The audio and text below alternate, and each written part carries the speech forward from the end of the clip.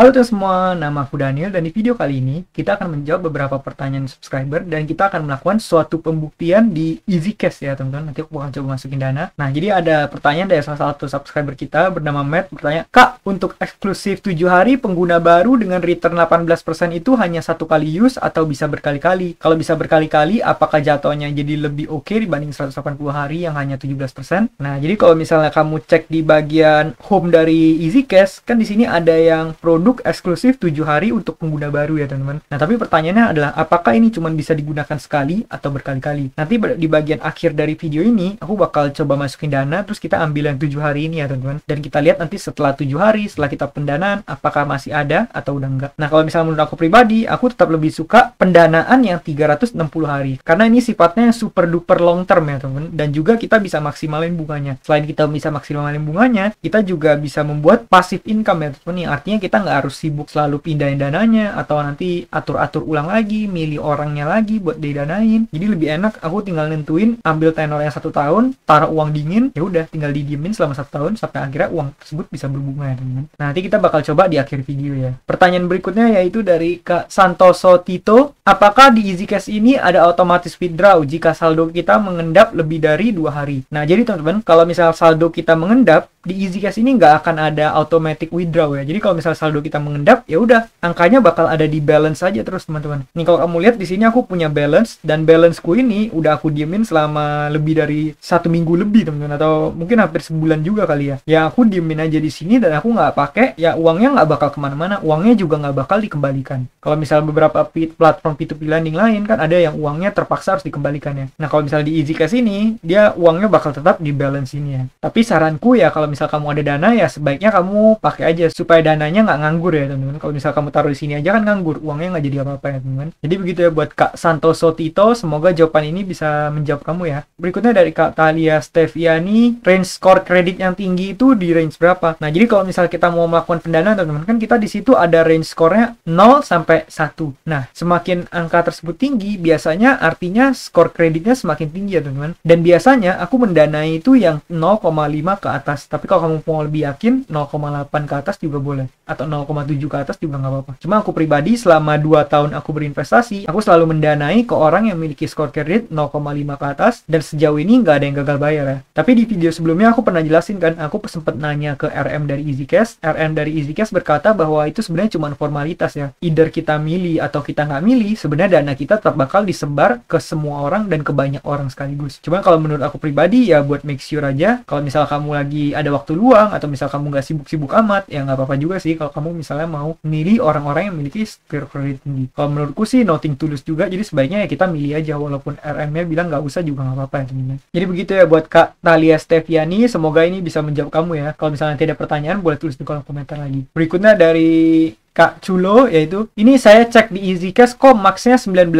ya, tidak ada 20-25%, tolong dibantu jawab, terima kasih. Nah jadi teman-teman, aku kan sempat tunjukin ke teman-teman sekalian kalau misalnya pendanaanku yang selama ini ada yang bunganya bisa sampai 26%, 27%, nih aku bakal tunjukin ya. Nih kalau kamu lihat ada yang 15%, 17%, 19%. Tapi kalau kamu lihat pendanaan-pendanaan yang lama, tuh ada yang sampai 26%, 26%, kemudian ada juga yang tuh 26%, 25%. Dan kalau misalnya kita cek ke pendanaan yang saat ini hanya ada di rentang 13% sampai dengan 19% ya teman-teman. Nih kalau bisa lihat 18, 13, 15, 16, 17, 19. Jadi kenapa nggak ada bunga yang bisa sampai 20 sampai 25%? Itu karena yang namanya platform EasyCash ini pasti mereka selalu berusaha untuk menyeimbangkan antara borrower dengan lender ya. Pas mereka lagi ada kebanyakan dana, mereka lagi nggak butuh dana dari investor atau dana dari lender, ya otomatis mereka nggak akan kasih bunga yang tinggi teman-teman. Bunganya pasti diturunin sama mereka supaya investor nggak gitu banyak yang masuk. Tapi nanti kalau pas lagi mereka butuh dana, tiba-tiba lagi banyak borrower, mereka butuh dana untuk ngasih pinjam ke para borrowernya, pasti mereka bakal otomatis mereka bakal adain event lah, gencarin lah, kasih promo sana sini lah, naikin bunga lah, supaya lebih banyak orang yang masuk. Dan itu adalah sesuatu yang di luar kontrol kita ya teman-teman. Nah waktu itu aku kenapa bisa sampai dapat yang 26% nih? Kalau kamu lihat 26%, udah dapat 26%, aku pakein kupon lagi 1%,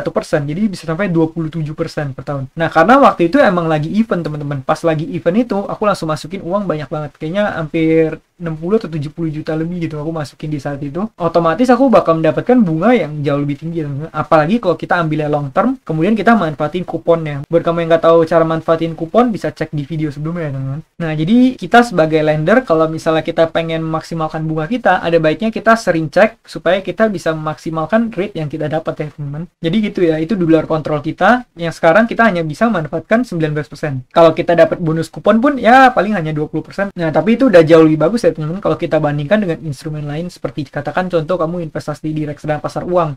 Mungkin returnnya hanya sekitar 5% atau 6%, atau misalnya di obligasi mungkin 7%, 8%, maka ini 20% tergolong tinggi ya teman-teman. Tapi aku perlu ingatkan lagi kalau EasyCash ini adalah platform investasi yang tinggi resiko. Karena emang pada dasarnya ini adalah P2P lending konsumtif, teman-teman. Dana kita disalurkan untuk pinjaman konsumtif, bukan pinjaman produktif. Beda kayak Coinworks, Investri, beda ya teman-teman. EasyCash itu selevel sama Asetku, Rupiah Cepat, Uangmi, dan kawan-kawannya ya teman-teman. Jadi kalau misal kamu pengen taruh dana, pastikan kamu taruh dana kamu yang siap hilang aja. Jangan sampai kamu taruhnya terlalu besar di instrumen ini. Berikutnya, ini pertanyaan mengenai Coinworks. Nanti aku bakal coba jawab di video-video berikutnya yang khusus membahas Coinworks ya. Kalau buat kali ini aku bahas EasyCash dulu ya teman-teman. Nah, yang terakhir pertanyaan dari B Channel, yaitu Kak, gimana dengan penagihan? Karena sempet view EasyCash itu penagihannya kasar dan sebagainya. Nah, kalau misalnya untuk ini, aku pribadi juga nggak mendapatkan info soal ini, jadi aku pribadi nggak tahu ya kalau misal kita melakukan pinjaman di EasyCash, apakah penagihannya kasar atau enggak. Cuman saranku pribadi, kalau misalnya kita adalah seorang borrower, kita harus berusaha untuk mengganti mindset kita teman-teman, supaya gimana caranya kita bisa menjadi lender atau investor. Karena yang namanya hutang konsumtif itu bukanlah sesuatu yang baik ya teman-teman. Ada baiknya kalau misalnya kita meminjam di platform EasyCash ini pun, kita gunakan untuk sesuatu yang bersifat produktif. Misalnya kamu pinjam di EasyCash tapi uangnya kamu pakai buat beli HP, tapi HP-nya kamu gunakan untuk berbisnis, atau kamu gunakan buat fotografi, kamu gunakan buat content creation, atau kamu gunakan untuk menghasilkan uang ya teman-teman. Sehingga dari uang tersebut nanti kamu bisa lunasin pinjamannya, kemudian malah kamu juga bisa berinvestasi teman-teman. Nah, mindset yang aku tanamkan selalu ke para subscriberku adalah kita jangan jadi peminjam, tapi kita jadi orang yang meminjamkan. Mau itu di P2P lending atau dalam hal investasi juga. Kalau bisa kita harus menginvestasikan uang kita agar uang kita bisa menghasilkan lebih banyak uang lagi ya. Jadi kalau misalnya untuk penagihannya, aku pribadi aku nggak tahu, aku nggak punya kapasitas untuk menjawab ini. Cuma mungkin nanti kalau misalnya sekali-sekali mungkin nanti aku bakal coba juga kali ya teman-teman, kalau misalnya minjem di sini tuh seperti apa sih. Cuma sejauh ini aku belum pernah coba karena selama ini aku coba hanyalah EasyCash Lender. Semoga jawaban ini bisa membantu ya buat Kak B Channel. Nah, terakhir kita bakal melakukan pembuktian ya teman-teman, yaitu mengenai pertanyaan yang tadi, kalau misalnya kita masukin ke 7 hari, apakah itu cuma bisa digunakan sekali atau berkali-kali. Nah, saat ini aku memiliki balance 2.394.540. Nah, mungkin kita top up dulu kali ya teman-teman, biar angkanya bulat, aku bikin jadi 10 juta aja. Bagi kamu yang nggak tahu gimana cara top up, kamu bisa ikutin video ini ya. Pertama, kamu tinggal ke BCA mobile kamu, kemudian kamu login seperti biasa. Nah, setelah itu kamu jangan lupa untuk di sini kamu pencet balance, kemudian kamu pencet top up ya teman-teman. Kemudian di sini kamu tinggal masukkan jumlah yang pengen kamu top up. Nah, di sini kan aku memiliki 2.394.000. Nah, aku bikin jadi 10 juta aja kali ya. Berarti aku perlu transfer sebanyak 7.605.460. 7.605.460.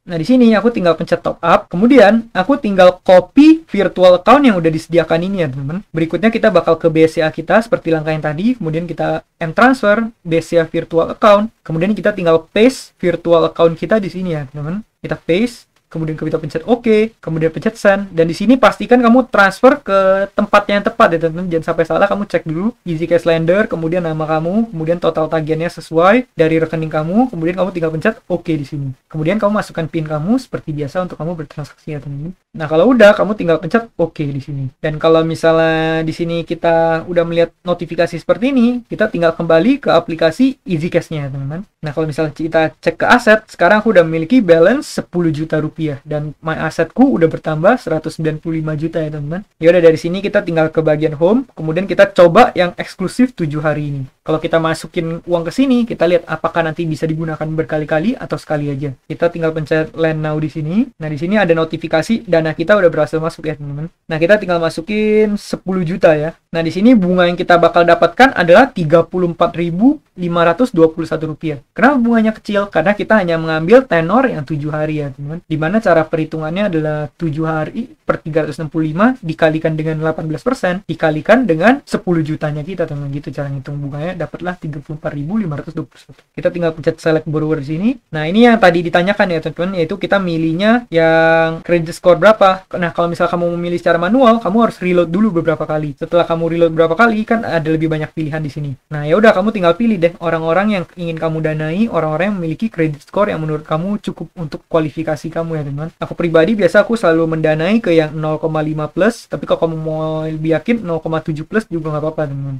Kita tinggal tanda-tandain supaya kita melakukan yang namanya diversifikasi ya. Semakin luas kita sebar dana kita, maka risiko yang kita tanggung akan semakin kecil teman-teman. Jadi aku tinggal tandain aja seperti ini.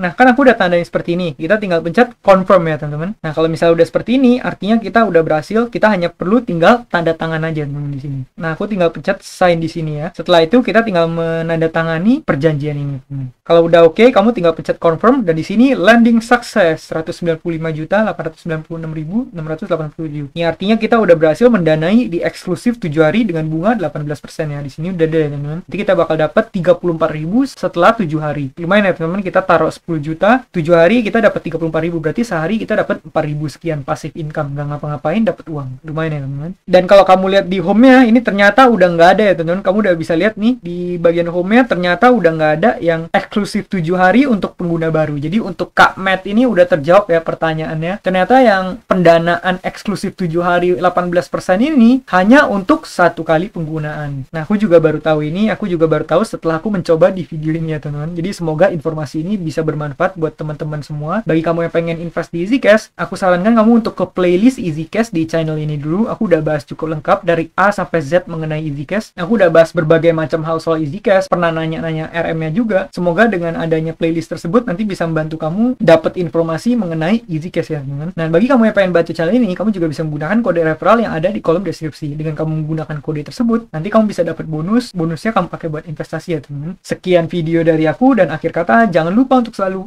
invest in yourself. Sampai jumpa di video berikutnya. Bye.